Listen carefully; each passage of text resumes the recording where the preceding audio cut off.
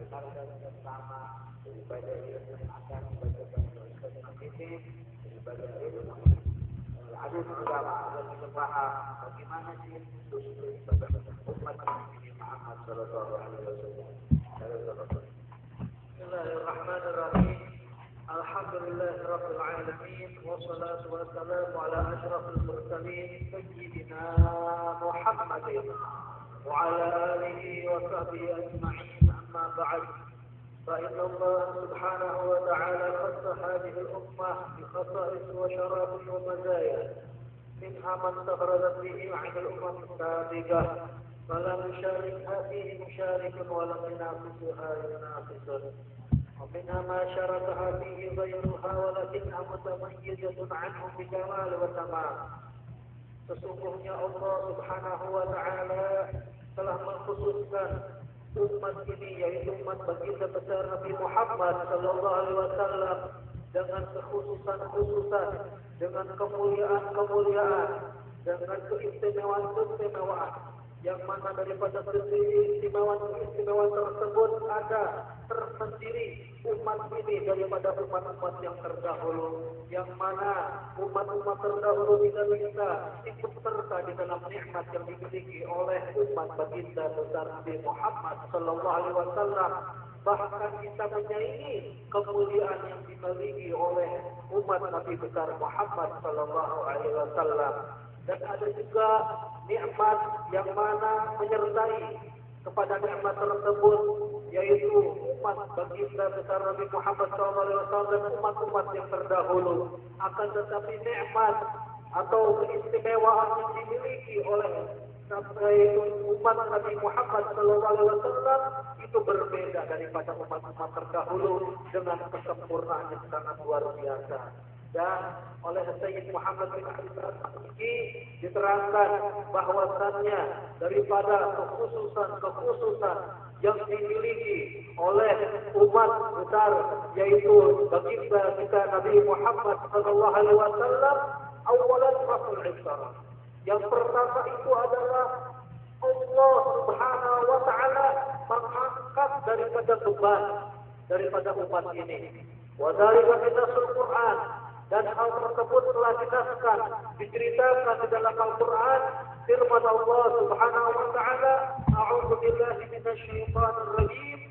Alladzina yattabi'una ar-rasula an-nabiyya al-ummiyya alladzi yajidunahu maktuban 'indahum fit-Tawrat wal-Injil ya'muruhum bil ma'ruf wa yanhahum 'anil munkar wa yuhillu lahum at-tayyibat wa yuharrimu 'alayhim al-khaba'ith ويضع عنهم إصرارهم والأغلال التي كانت عليهم.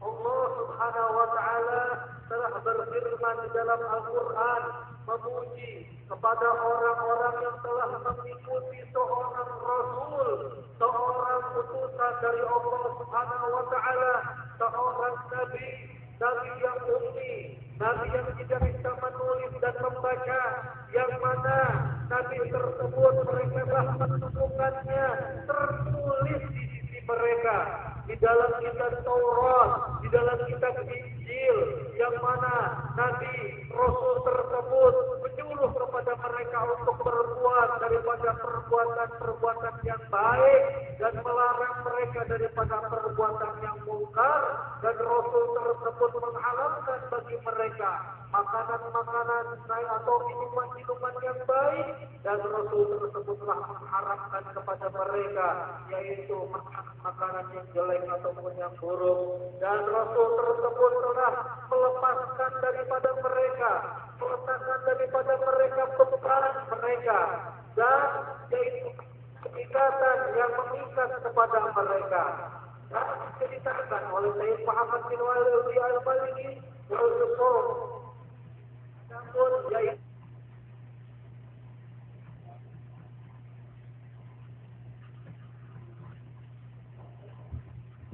beban asluhu al-rijal alladhi yasulu sahibuhu fala yaqdir 'ala taharruk. Makna daripada usul yaitu beban, asalnya itu berasal daripada kata bahasa Arab yang artinya itu adalah sesuatu yang berat, yang membebani kepada orang tersebut sehingga tidak tidak mampu untuk bergerak karena beban yang sangat berat tersebut. Dan maknanya apa? Allah Subhanahu wa taala telah melepaskan beban tersebut.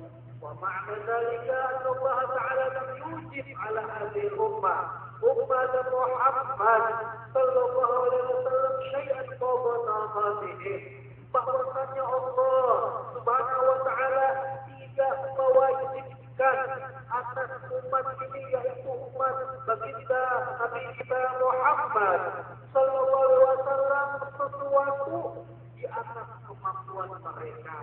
Walam yaj'alhu min syar'ihim kama kana dzalika 'ala man qablahu min al-umam. Dan Allah tidak menjadikan beban tersebut di dalam syariat umat Nabi besar Muhammad sallallahu alaihi wasallam sebagaimana beban tersebut pernah terjadi kepada umat-umat terdahulu sebelum umat baginda besar Nabi Muhammad sallallahu alaihi wasallam. Wa dzalika kabani Israil masalan alladziina kullifu bi jumlatin min al-'amal as-sahbah wa takalif asy-syaddah wa hiya ashbah ma yakun bi aqwam al-hadith allati tasifu bil a'naq wa al-asnal. Dan hal tersebut seperti permisalannya umat Bani Israel, yang mana mereka umat Bani Israel tersebut telah dipaksa oleh Allah Subhanahu wa taala dengan beberapa jumlah daripada amal-amal soleh yang berat dan paksaan-paksaan yang sangat sulit, dan paksaan dan beban tersebut itu menyerupai seperti kalung ataupun rantai yang terikat di atas leher-leher mereka. Wasilkal aslal wal asdal kathiratun, dan adapun beban rantai yang mengikat daripada leher-leher mereka daripada berupa syariat-syariat yang berat, tapi hanya itu di antaranya satu mau'id najasah, wajib memotong tempat yang terkena najis. Fa'idha asabatin najasah sawba hadihim fa'idhahu 'alaihi an yaqta'ahu wa yutahhirahu wala yakfi ghusluhu kama akhrajahu al-Bukhari fi sahihih. Diceritakan bahwasannya umat terdahulu, umat Bani Israel itu apabila najis menimpa kepada pakaian salah satu seorang daripada mereka, maka apa hukumnya? Maka wajib atas orang tersebut yang pakaiannya terkena najis untuk memotong daripada pakaian tersebut yang terkena najis untuk disucikan. Dan tidak cukup mencucinya, tidak cukup membersihkannya dengan air, sebagaimana itu telah diriwayatkan Imam Bukhari di kitab Sahih Bukhari. Dan bahkan telah menyangka telah menyangka sebagian daripada para ulama bahwasannya annahu kana yajibu qat'u ma asabat najasah walau kana min al-zikr i'timadan ala zahir riwayat Abi Dawud. Dan diceritakan bahwasannya sebagian ulama telah menyangka bahwasannya bukan cuma pakaian saja apabila terkena najis itu harus dipotong, akan tetapi wajib bagi orang Bani Israel untuk memotong tempat ataupun bagian yang terkena najis, walaupun bagian yang terkena najis tersebut itu merupakan jisimnya sendiri. Ini semata-mata karena berpegang teguh kepada zahir riwayatnya Imam Abi Dawud, yang mana riwayat Imam Abi Dawud itu tertera daripada hadis baginda Nabi besar Muhammad sallallahu alaihi wasallam yang bercerita, "Kanu idza asabal bawl jasada ahadihim fad'u ma asabal bawl." Mereka umat Bani Israel, umat-umat yang terdahulu, Nabi sallallahu alaihi wasallam bercerita bahwasanya apabila menimpa kepada mereka yaitu percikan daripada air kencing terhadap jasad salah seorang daripada di antara mereka, maka wajib atas mereka untuk memotong bagian tubuh yang terkena daripada air kencing tersebut. Ini riwayat daripada Imam Abu Dawud. Riwayat Muslim fiha, dan ada riwayat daripada Imam Muslim, ada hadis daripada Nabi sallallahu alaihi wasallam yang mengatakan, "Kana idza asabal bawl ahadihim." Dan apabila mereka itu tertimpa ataupun berisimpah kepada kulit mereka, kulit salah satu mereka daripada kencing, maka kulit tersebut harus juga dikupas, yaitu dipotong daripada jasad mereka, semata-mata untuk mensucikan daripada najis yang menimpa tubuh mereka. Sehingga Imam Qurtubi mentakwilkan daripada riwayat Imam Muslim yang dimaksud dengan jilid yaitu kulit ini apa? Beliau berkata, di annal murad bil jilid wahidul jilid allati kanu yalbisunaha. Yang dimaksud dengan kulit tersebut yaitu kulit yang dipakai oleh mereka. Karena orang-orang dahulu mereka itu memakai baju yang berasal daripada kulit binatang. Sehingga apabila kulit tersebut tertimpa oleh najis daripada kencing, maka wajib orang tersebut untuk memotong daripada baju kulit mereka agar untuk mensucikan daripada najis. Ini takwilnya Imam Qurtubi terhadap takwilnya daripada riwayat Imam Muslim dan Abi Daud. Wa qala al-Hafidz, dan berkata Imam al-Hafidz riwayat Bukhari shahihatun jiddan. Maka riwayat yang terdapat di Imam Bukhari itu jelas menerangkan bahwasannya wajib memotong di antara mereka itu baju-baju yang terkena najis daripada air kencing dan sebagainya. Amma hadhihi ummah, lalu bagaimana dengan umat ini? Umatnya Nabi besar Muhammad sallallahu alaihi wasallam, fa innahu yaqdi bi syar'iha fi dzalika iradatul ma' wa ghusl al-mahal. Sesungguhnya umat ini, umatnya yaitu Nabi besar Muhammad sallallahu alaihi wasallam hanya cukup di dalam syariat kita ini apabila terkena najis daripada badan kita ataupun pakaian ataupun tempat yang lainnya apabila terkena najis, maka cukup yaitu menumpahkan air dan mencuci tempat yang terkena najis tersebut saja. Tawakan dengan masjid dan obat-obatan, walaupun yang terkena najis tersebut berupa yaitu rumah atau masjid ataupun pakaian ataupun badan, maka tidak perlu untuk memotongnya, akan tetapi cukup yaitu mengambil air dan menumpahkan air tersebut dan mencuci bagian yang najis tersebut. Maka khosalatul kutubus sunnah, sebagaimana yang telah diterangkan di kitab-kitab fikih yang diambil daripada sunnah Nabi besar Muhammad sallallahu alaihi wasallam. Dan kekhususan yang kedua yang dimiliki oleh umatnya Nabi besar Muhammad sallallahu alaihi wasallam yang tidak dimiliki oleh umat Bani Israil yang terdahulu, ada mu'akalatul haid, tidak diperbolehkannya yaitu mengajak makan ataupun minum kepada perempuan yang sedang terkena haid.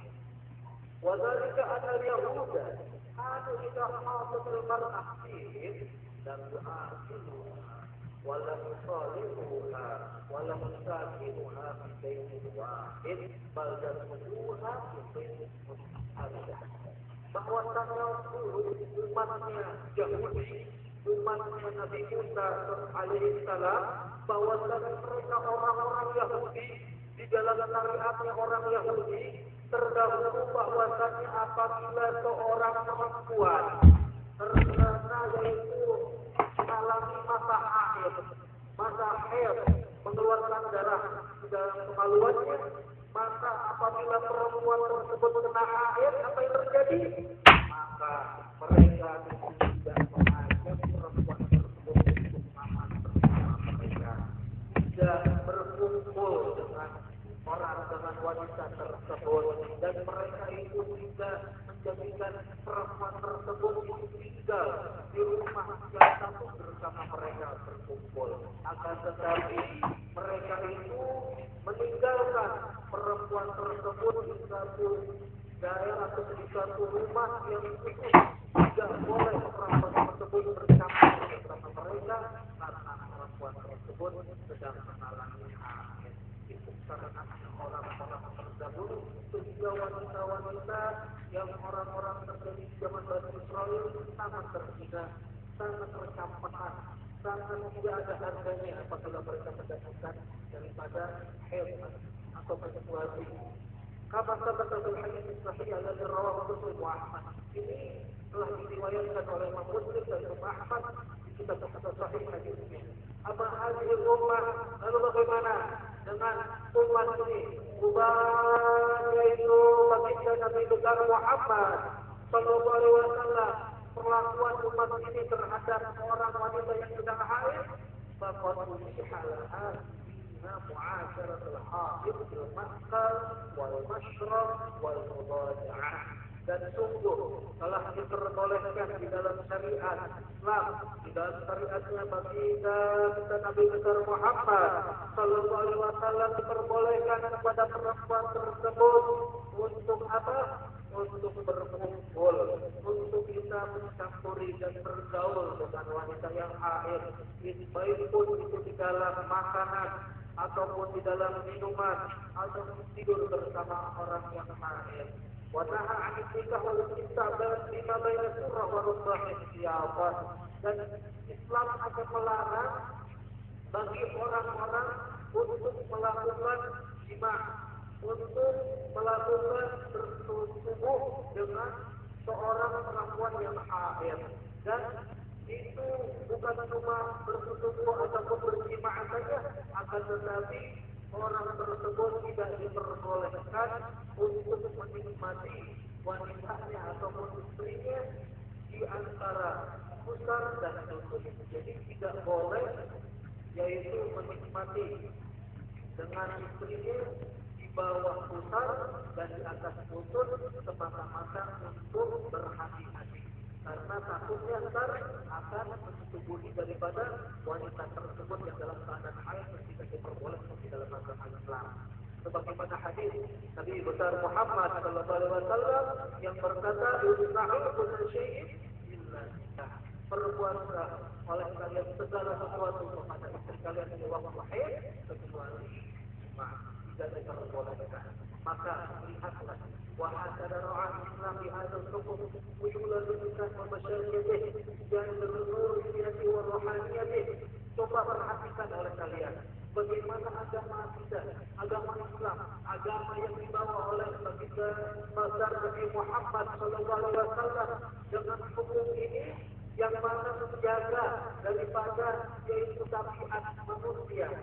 Tabiat manusia yaitu digabungkan dengan tabiatnya ruh yang dimiliki oleh manusia tersebut.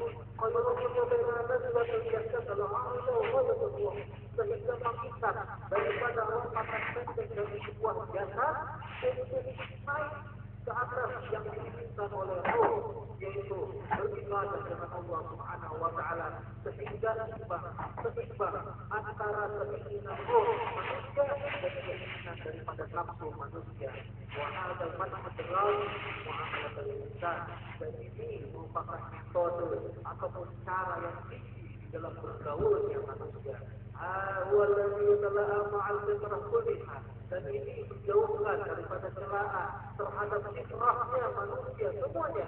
Lihat seperti itu dari khalik hadil fitrah, karena syariat yang dibawa oleh Nabi besar Muhammad Sallallahu Alaihi Wasallam itu bersumber berasal daripada yaitu syariat yang dibuat oleh sang khalik, yaitu sang pencipta daripada fitrahnya manusia, yang mana ini semua merupakan kemuliaan yang dimiliki oleh umat Nabi besar Muhammad Sallallahu Alaihi Wasallam yang tidak dimiliki oleh umat-umat yang terdahulu. Yang insya Allah kita akan teruskan daripada keistimewaan kemuliaan daripada umatnya Nabi besar Muhammad Sallallahu Alaihi Wasallam yang tidak dimiliki oleh umat-umat yang terdahulu, yang insyaallah kita akan teruskan minggu depan. Rabbi manfa'na bi barakatihi wa adina al-husna bi barakatihi wa amina bi tariqatihi wal mu'afati.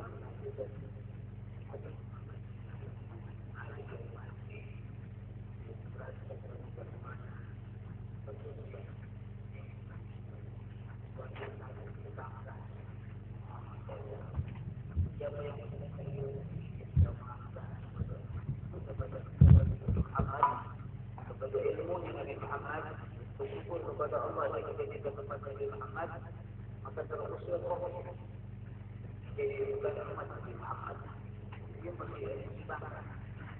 berbangga bahwa ini hukum syariat Nabi Muhammad ini hukum yang paling enak. Ya, seenak-enaknya hukum Nabi Muhammad itu memperbanyak dosa.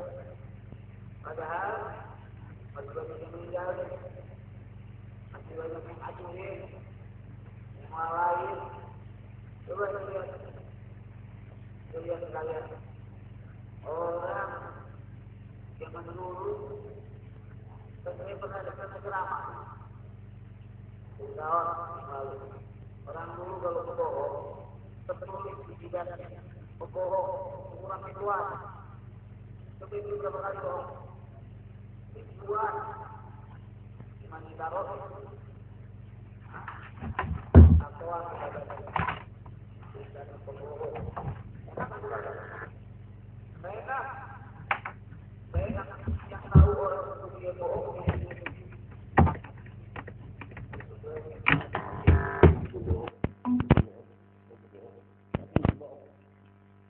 Tapi zaman dulu, hati moce, tidak juga moce. Tidak moce. Bibir ngomong. Bohong. Jadi tidak bisa bohong. Kalau dia bilang, oh, lu nggak sembahyang asar ya? Itu tidak bisa ngomong. Iya. Tertulis. Buktinya tadi. Kalau yang mana orang dulu dia berbuat hadas kecil, yaitu terkena najis, harus potong daripada tempat yang kena najisnya itu. Bagaimana kalau tangan kita yang kena najis? Kebok, bagaimana? Untung kali itu kebok. Tapi soalnya kena najis. Bagaimana hukum itu, Pak? Kalau kita kasarnya jadi umat yang dulu, maka kita kerepotan. Ya. Kalau kita jadi umat yang dulu, kali kita nggak kuat. Alhamdulillah kita jadi umat Nabi besar Muhammad sallallahu alaihi wasallam. Kalau dia aslinya sudah begitu. Kalau kita jadi umat Nabi Muhammad cukup hilangin najis, ya. Bau hilang, kelihatan lagi wangi. Seperti yang diajarin dalam hukum ahli sunnah wal baunya nggak ada, hilangin menjalin itu ada hukum di dalam kitab Imam Syafi'i. Nggak usah susah-susah itu potong. Coba kalau potong, kecil dikit potong. Allah terus potong-potong kembali potong begini, gimana? Karena habis akhirnya dibonteng jalannya. Ada umat yang terdahulu lihat haid itu haid sama juga ada sebesar. Kalau kita itu masih junub, ya junub mimpi basah. Orang kalau gede mimpi basah 17-14 tahun itu keluar dari perut, ya itu dibalik. Kalau dibalik, lihat ada sebesar itu diasingin. Orang saya perempuan namanya ada sebesar itu dia diasingin. Keluarga makan barang boleh apa-apain aktivitas. Kalau mana itu gara-gara bunuh kurang nggak boleh makan sehari. Ini nggak ada bunuh makan mulu. Tapi lihat umat Habibana wa Maulana Muhammad. Ini duduk berapa kali? Coba lihat. Ini muka-muka judupan semua ini.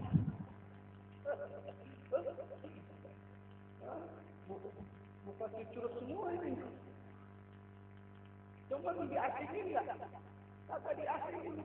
Cucurut lagi, besok cucurut lagi, besok. Kata diasingin.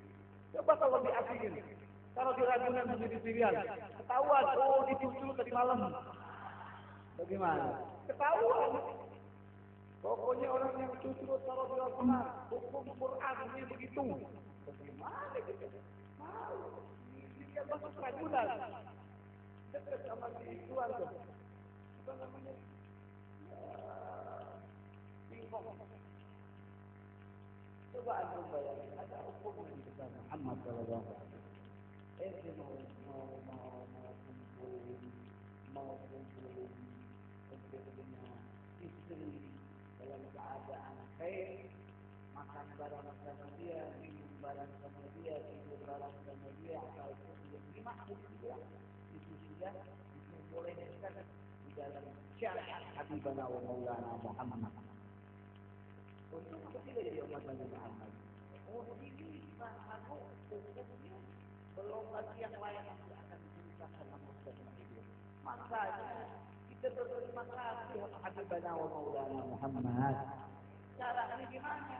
Lawat Rasulullah baca maulid jangan bosan. Jangan orang bilang apa? Karena kita mau berterima kasih kepada Maulana Muhammad, kepada Sayyidina Maulana Muhammad. Itu tandanya kita cinta kepada Nabi besar Muhammad sallallahu alaihi wasallam. Oleh karena itu, jangan kita punya hati kedor untuk bela Nabi Muhammad, untuk cinta Nabi Muhammad. Tahun kemarin kita semangat, tahun kemarin kita semangat, pas masuk kemarin kita kurang kesemangatan kita lihat dari buku bahwa saja beruntunglah kita menjadi umat Habibana wa Maulana Muhammad. Makanya kita jangan pernah bosan untuk cinta sama Rasulullah. Tidak bisa kita ikuti Rasulullah sampai kita kerjakan semua. Bisa tak tu? Sembahyang duha, 8 rakaat. Sembahyang tahajud, 8 rakaat. Witirnya 8 rakaat. Buang bagi berbaik, satu malayan. Itu ikuti Habibana Maulana Muhammad. Tak ada yang mampu. Kita cuma mengaku-ngaku cinta sama Nabi Muhammad. Aku. Ini mudah-mudahan aku besok sama Nabi Muhammad. Nah, caranya gimana biar aku?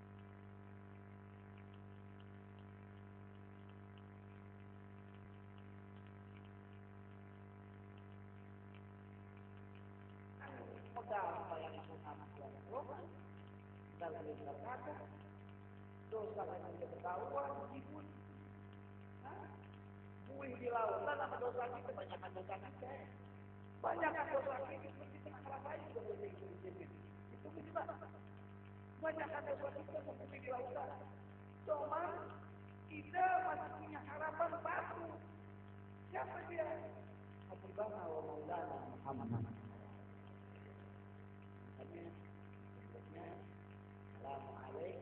Assalamualaikum ya penurun di hari ya tidak hanya di hari kiamat selawat dosa-dosa kepada Nabi Muhammad maka hancur dosa-dosa kecilnya atas dosa. Makanya makin banyak yang berselawat kepada Rasulullah SAW lebih banyak yang ampun dosanya oleh Allah Subhanahu